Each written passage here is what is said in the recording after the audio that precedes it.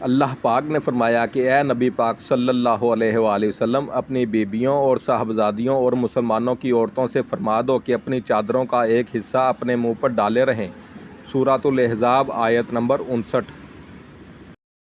اور مسلمان عورتوں کو حکم دو کہ اپنی نگاہیں کچھ نیچی رکھیں اور اپنی پارسائی کی حفاظت کریں اور اپنا بناؤ سنگھار نہ دکھائیں مگر جتنا خود ہی ظاہر ہو جائے، اور وہ دوپٹے اپنے گریبانوں پر ڈالے رہیں اور اپنا سنگھار ظاہر نہ کریں سوائے اپنے شوہروں پر یا اپنے باپ دادا پر یا شوہروں کے باپ دادا پر یا اپنے بیٹوں پر یا اپنے شوہروں کے بیٹوں پر یا اپنے بھائیوں پر یا اپنے بھتیجوں پر یا اپنے بھانجوں پر یا اپنے دین کی عورتوں پر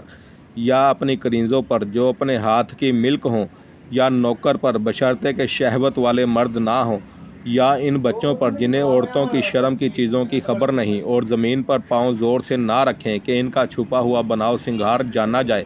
اور اے مسلمانوں، اللہ کی طرف توبہ کرو سب کے سب اس امید پر کہ تم فلاح پاؤ۔ سورۃ النور آیت نمبر 31۔ اگر آپ کو پردے کے متعلق مزید آیات یا احادیث معلوم ہو تو ہمیں کمنٹ کر دیں پلیز۔